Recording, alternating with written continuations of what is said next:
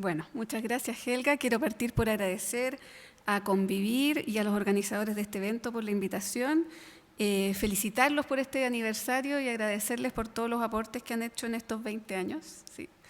Y reportar que en un acto de rebeldía máximo, el título era Enfermedad celíaca en niños y adolescentes. Y yo le hice un pequeño cambio, le puse celiaquía, porque, claro, les quiero explicar, porque justamente en esta etapa de la vida, de la niñez y de la adolescencia, en que uno tiene que hacer un acompañamiento, educar, hay que tratar de hacer ver esto como una diversidad, una inmunodiversidad, una forma de procesar los alimentos que es distinta, en que ellos tienen que cuidarse, que esto los distingue probablemente de sus compañeros y amigos de la misma edad, pero tratar de aliviarles la carga de que esto es una enfermedad, porque si ellos cumplen la dieta y se mantienen dentro de la remisión, pueden hacer una vida totalmente normal. Entonces, tratar de tener esta visión un poco más positiva y despatologizarlo sin quitarle mérito a lo que ellos portan, ¿ya? No tengo conflictos de interés respecto a esta presentación. Y la idea es, porque ustedes han tenido un camino durante toda la mañana respecto a cómo se hace el diagnóstico, la historia, la epidemiología, lo que vimos ahora de la histología. Entonces ahora la idea es juntar todo esto y hacer un contraste en lo que se ve en adultos, que es lo que han visto en gran parte, y lo que vemos desde la pediatría en los aspectos que están ahí señalados. Y quiero partir por un caso clínico, un par de casos clínicos como para motivarlos un poco. El primero es un varón que consulta por un año de evolución de dolor abdominal. Este dolor es en la boca del estómago, en la parte alta del estómago. A veces lo despierta en la noche, se alivia un poco cuando evacúa, caquita. Está muy hinchado, se siente lleno de gases, no ha tenido otros síntomas digestivos ni extradigestivos. Llama la atención que desde los 4 años, o sea, lleva 5 años en esto, su curva de crecimiento se ha ido aplanando. Tiene un padre que dice tener gastritis frecuente, pero que no se ha hecho un diagnóstico, y lo mismo una abuela y una tía que dicen tener, como dice la gente, tengo colon, que tienen algún problema digestivo que no ha sido totalmente diagnosticado, una tía con hipotiroidismo, que esto es una condición autoinmune, y una mamá y 2 hermanos sanos. Entonces lo examinamos y vemos que su talla para la edad está bajo 2 desviaciones estándar del promedio, lo que implica que tiene una talla baja, ¿ya?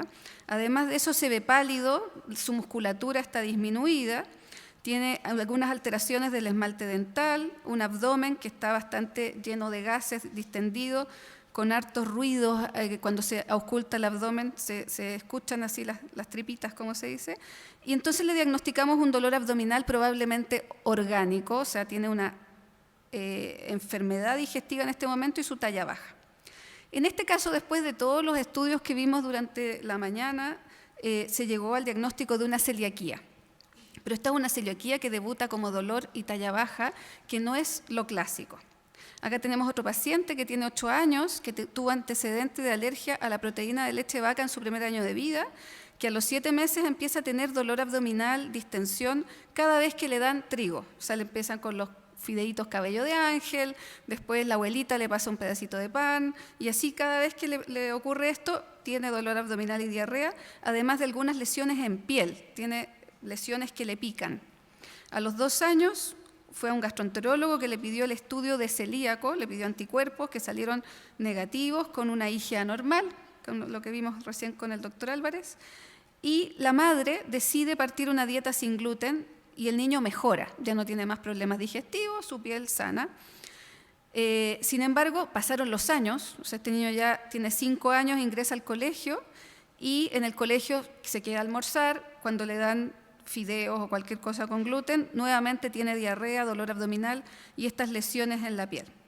La madre quiere volver a la dieta sin gluten y por eso consulta médico. Este niño es un poco bajito, pero no entra en la categoría de talla baja y se ve con una piel que llamamos atópica, una dermatitis generalizada.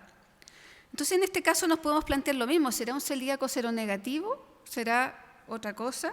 Y después de todo el estudio se llega a la conclusión que es una alergia al trigo. Entonces, No todo paciente que tiene problemas con el trigo finalmente es celíaco. Esos son como los dos mensajes.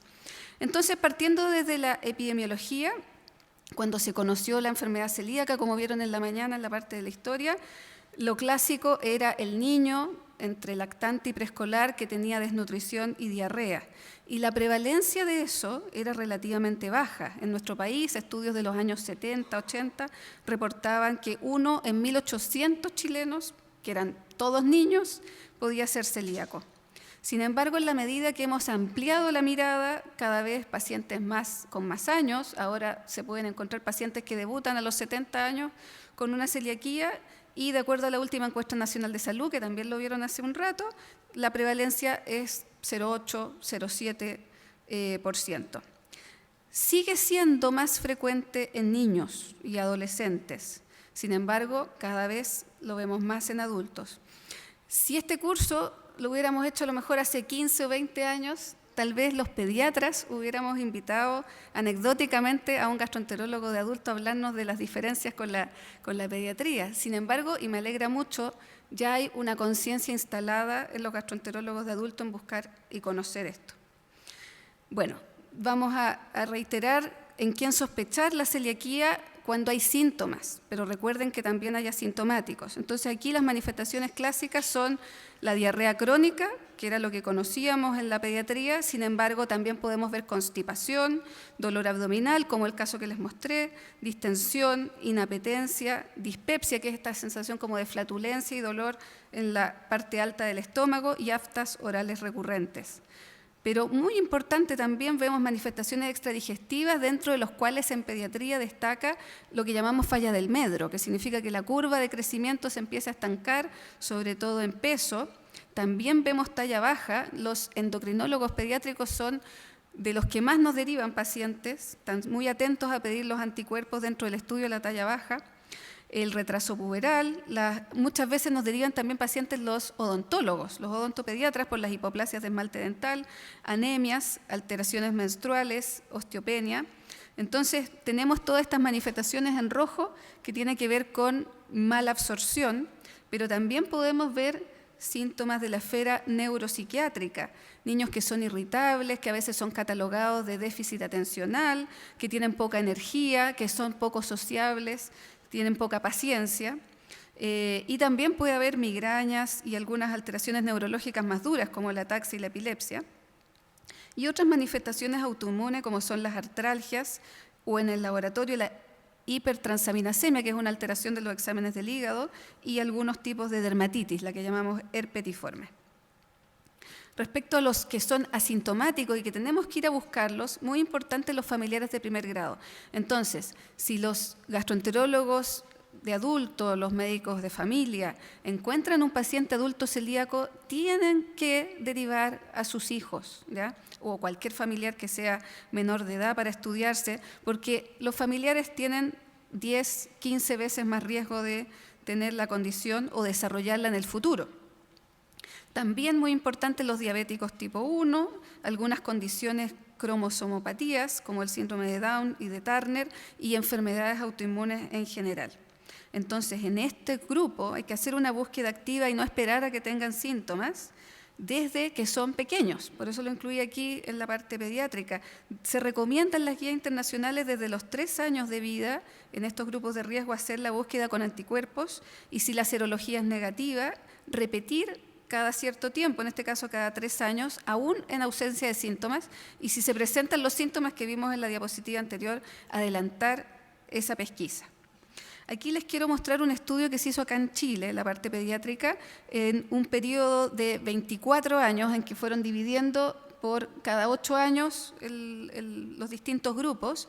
Entonces, lo que quiere mostrar esta tabla es cómo ha ido evolucionando la pesquisa hacia formas ya no clásicas de la celiaquía en los niños. Entonces vemos que en el periodo del 94 al 2001 la edad de diagnóstico estaba en los lactantes, menores de 2 años, la mayor parte de los pacientes, lo que fue aumentando, ahora la mayoría de los que diagnosticamos son escolares. Y en los lactantes la presentación más frecuente era la diarrea. Sin embargo, en la medida que transcurrió el tiempo, ya el 2000 o la década del 2010, el dolor abdominal y la distensión, como el caso que les presenté al inicio, son los síntomas más frecuentes. Y no olvidar que, a diferencia del contraste del cuadro clásico, la constipación puede ser una presentación relevante. Respecto a lo extradigestivo, la falla del medro, que era esto de la desnutrición, era lo más frecuente antiguamente con la presentación clásica. Sin embargo, ahora la mayoría de nuestros pacientes son eutróficos o incluso sobrepeso. Y lo que más vemos es talla baja, o sea, niños de peso normal con problemas de estatura.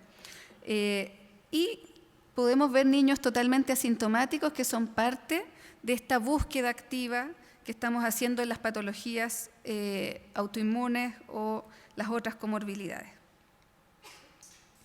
Respecto al proceso diagnóstico en los niños versus los adultos, hay algunas similitudes, digamos.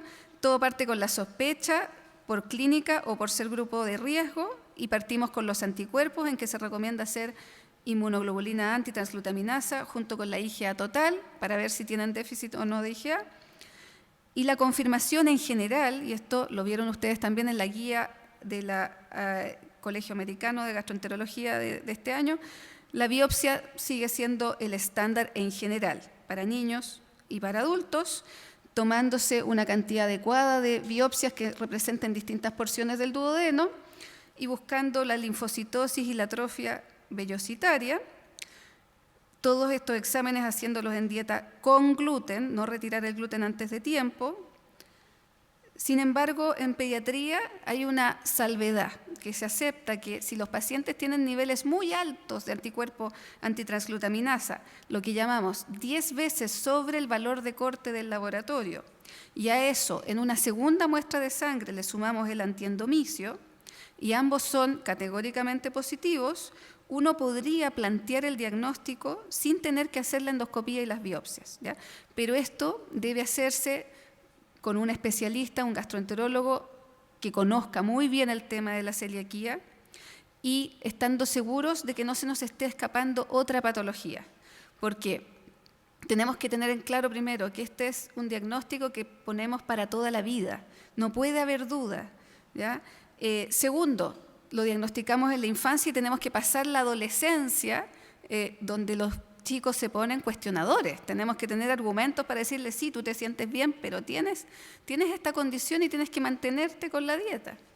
Y tercero, sobre todo en nuestro país, tenemos diagnósticos diferenciales de enfermedades infecciosas como el Helicobacter pylori y otras cosas que también podríamos estar perdiendo la oportunidad de diagnosticar, sobre todo cuando el síntoma es dolor abdominal, por ejemplo. Así que esta recomendación que partió de los europeos, que ha sido aceptada con algunas salvedades por los norteamericanos, hay que dialogarla y acordarla con la familia dependiendo del caso. Respecto al seguimiento, como dijo Alejandra, el tratamiento es la dieta libre de gluten estricta y de por vida, y lo que nosotros buscamos en el seguimiento es la remisión de síntomas, y aquí como pediatras nosotros vigilamos el crecimiento y desarrollo sobre todo, ¿ya? Sin desmerecer que hay que buscar si les duele la guatita, si están distendidos, pero sobre todo vigilar el crecimiento y desarrollo.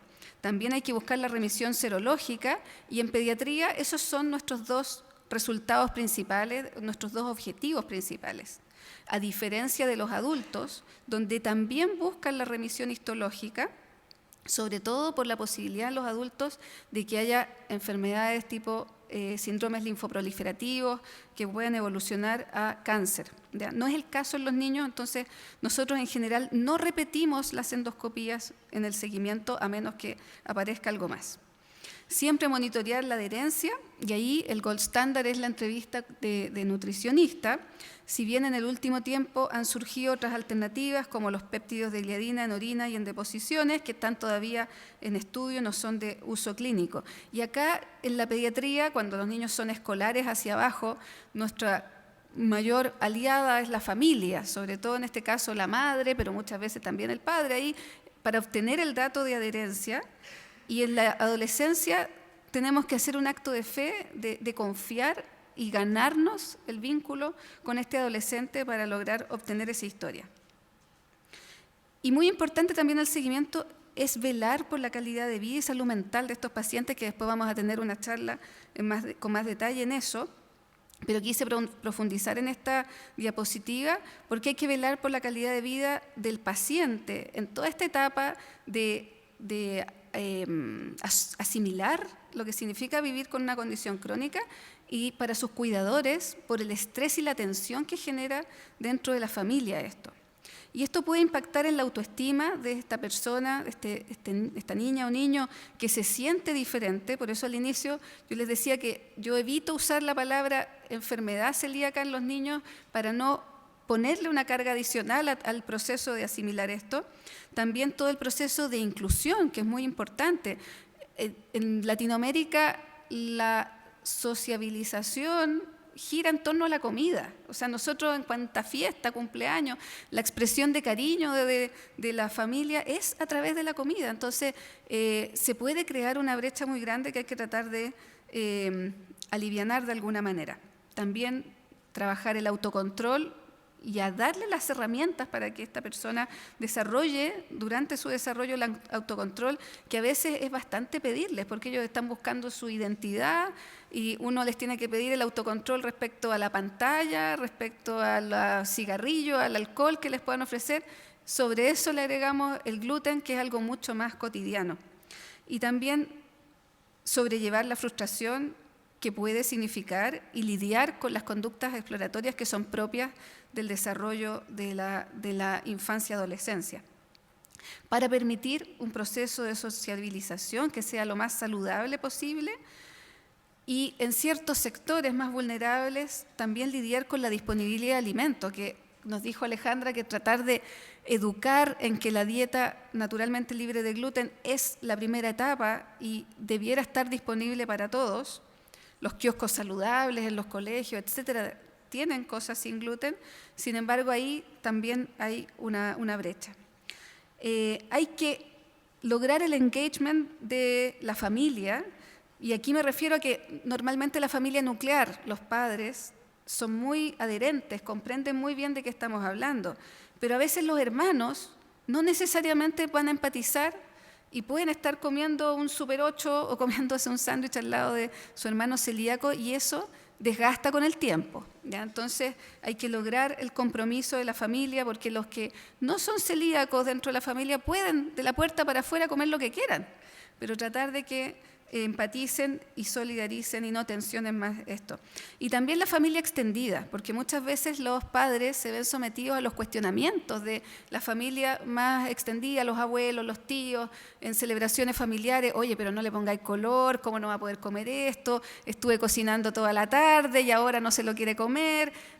Todas esas cosas ellos tienen que lidiar como familia, entonces hay que anticiparse y darle las herramientas para ello, y también conectarse con colegio y amigos e insistirle a esta familia en que comuniquen esta condición para poder insertarse. Entonces, para ello, lo que se recomienda son guías anticipatorias en las que uno, no en una sola instancia, sino que en el transcurso de varios encuentros uno les vaya diciendo, mira, probablemente te va a pasar esto, busca ayuda de psicólogo, ¿qué tengo que hacer para explicarle en el colegio que este niño o esta niña tiene esta condición, y abrirles las puertas? Entonces, como les decía, aquí la familia nuclear habitualmente es el soporte, la familia extendida puede ser soporte o estresor, y hay que identificar esto. Hay que acompañarlos en este proceso de duelo que es muy personal y lograr la empatía del grupo. Saber que en el camino viene el agotamiento, o sea, anticiparles también eso, si es natural. No son 100 metros planos, es una maratón, por lo tanto hay que ir adquiriendo conocimiento y adherencia con el tiempo. Evitar la sobreprotección, que tensiona mucho en la adolescencia. Hay un momento en el que sobre todo la madre se transforma en una bruja que persigue a este adolescente y no le deja hacer nada, y estas chicas y chicos no logran ver que esta madre probablemente lleva años velando por la seguridad de su hija o hijo, y eso los aleja finalmente. Y prepararlos en la transición, empoderándolos de a poco para finalmente traspasarlos a la medicina del adulto, donde van a tener que tomar sus propias decisiones. Respecto a las complicaciones, a diferencia de los adultos, donde la malabsorción muchas veces no es tan relevante, pero sí es relevante la autoinmunidad y esta celiaquía no respondedora que vieron también en una sesión antes del almuerzo, donde la posibilidad de un cáncer es real. En los niños vemos más malabsorción, lo que compromete mucho su peso, su talla particularmente y el desarrollo puberal, y tenemos que vigilarlo. También dentro de la autoinmunidad vemos sobre todo diabetes tipo 1, y cuando tenemos no respondedores, lo más frecuente es que sea por falta de adherencia y no por celiaquía refractaria. Finalmente, respecto a estrategias de prevención, hay mucha investigación a nivel mundial tratando de intervenir en la infancia, en las poblaciones de riesgo, para evitar que se desencadene la celiaquía. En ese sentido, llamamos prevención primaria aquella que se aplica cuando la condición no se ha desarrollado aún. Entonces, en ese sentido, hay muchos estudios respecto a distintas formas de alimentar a los niños, por ejemplo, hijos de celíacos, durante su primer año de vida. Y lo que se ha visto respecto a lactancia materna, que tiene muchísimas ventajas y hay que tratar de promoverla, es que respecto a celiaquía no tiene un beneficio en particular. O sea, hay que promoverla, pero no va a proteger particularmente a los celíacos de que se desarrolle la condición. Sí se ha visto que la incorporación precoz, me refiero precoz, 6 meses de vida, de gluten en cantidades pequeñas, disminuye la probabilidad de desarrollo de celiaquía a 5 años. Y también se ha visto que disminuir el riesgo de infecciones, sobre todo digestivas, ya sea vacunando a los niños o tratando de postergar un poco el ingreso a sala cuna a más allá del año de vida, también disminuye el riesgo de desarrollar la condición. Con eso, entonces, hijos o hermanos pequeñitos de celíacos. La prevención secundaria se refiere a el celíaco que ya es, pero que lo tenemos que diagnosticar precozmente. Y ahí se han explorado estrategias de tamizaje poblacional, que hasta ahora no son costo efectivas, pero también tamizaje en grupos focalizados, por ejemplo, preescolares o preescolares que sean de algún país donde la prevalencia de celiaquía sea muy alta, y eso todavía no se ha justificado desde el punto de vista costo-efectividad. Sin embargo, sí está plenamente justificada la búsqueda activa en los grupos de riesgo que yo ya les comenté, y eso es parte del estándar de cuidado. Lo mismo que la prevención terciaria, que implica, una vez que estén diagnosticados, evitar la progresión y las complicaciones, en este caso asegurando una adherencia total a la dieta libre de gluten. Para cerrar, recuerden entonces que la celiaquía es una condición frecuente, lo hemos visto hoy día durante todo el día, que tiene alto impacto en salud pública y que la mayoría de los casos todavía se están diagnosticando en la edad pediátrica. Que la particularidad en la infancia es que tiene una repercusión en crecimiento y desarrollo, pero también en todo su desarrollo psicosocial. Por lo tanto, tenemos que acompañar, educar y fortalecer a este chico o chica y su familia para que logren hacer este camino en el largo plazo. Y en ese sentido involucrar a la familia, al colegio, a los amigos, o sea, hacer una red que de alguna manera contenga a esta persona que está en desarrollo y velar por su salud mental para poder mantener en el tiempo la adherencia a la dieta. Y lo que está en el futuro, que ojalá lo logremos en algún momento, es la prevención primaria, pero por ahora lo que tenemos sería la prevención secundaria, que es la búsqueda activa de los casos que están por ahí silentes y que podemos encontrarlos de manera más oportuna. Agradezco mucho su atención.